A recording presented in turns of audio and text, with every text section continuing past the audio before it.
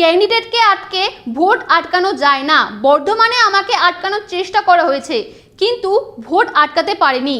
তৃণমূল হতাশ হয়ে আমাদের ক্যান্ডিডেটকে আটকানোর চেষ্টা করেছে। এই দফায় 8টি আসনে 8টি আমরা জিতব। খড়গপুর শহরের শেরশাহ স্টেডিয়ামে 263 নম্বর বুথে ভোট দিয়ে ঠিক এমনটাই জানালেন মেদিনীপুরের বিদায়ী সাংসদ দিলীপ ঘোষ। আপনাদের দুই প্রার্থী, একদিকে হিরণময় চট্টোপাধ্যায়, অন্যদিকে অগ্নিমিত্রা, যেইখানে যাচ্ছে সেখানে বিক্ষোভ দেখাচ্ছে, আটকে দেওয়া হচ্ছে, কি বলবেন? শুনুন, ক্যান্ডিডেটকে আটকে দিয়ে ভোট আটকানো যায় না। বর্তমানে তো আমার সঙ্গে কিছু গণ্ডগোল করার চেষ্টা হয়েছিল, কিন্তু ভোট হয়েছে। এখানেও বুথের মধ্যে ভোটাররা নির্বিঘ্নে ভোট দিচ্ছেন এবং পুরো ভোট হবে। টিএমসি এখন হতাশ হয়ে গেছে, কি করবে, রাগটা কার উপরে দেবে, আমাদের ক্যান্ডিডেটকে আটকাবার চেষ্টা করছে। এখানে নয়, তমলুকের ক্যান্ডিডেট জাস্টিসকেও আটকাবার চেষ্টা হয়েছে। এটা হচ্ছে হতাশা, এটা হচ্ছে ক্যাওয়াস তৈরি করা, আর কিছু না। ভোট হচ্ছে এবং পুরো হবে। কেশপুরের মতো জায়গা সবসময় উত্তেজনাপ্রবণ, গণ্ডগোল হয়। গত ভোটেতে ভারতী ঘোষকে ওখানে আটকানো হয়েছিল এবং একতরফা ওখানে 90,000 লিড নেওয়া হয়েছিল।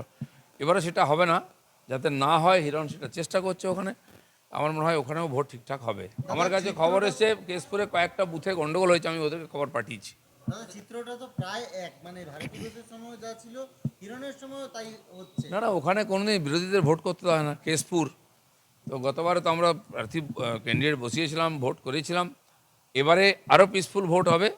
কিছু গুন্ডা বদমাশ আছে, তারা গন্ডগোল করার চেষ্টা করে, কিন্তু মানুষ ভোট দেবে। হিরণ বলেছেন 280টা বুথের মধ্যে 180টাতে এজেন্ট বসতে দেওয়া হয়নি কেশপুরে। ওখানে থাকে উত্তেজনাপ্রবণ কিছু জায়গা, সেখানে বসতে চায় না বা বসতে দেওয়া হয় না, ভাগিয়ে দেওয়া হয়, ভয় দেখানো হয়। কিন্তু সাধারণ মানুষ তো ভোট দেবেন, তাকে তো আটকাতে পারবে না কেউ। দাদা, বারবার এই সিআরপিএফ এর ভূমিকা নিয়ে এবার প্রশ্ন উঠেছে।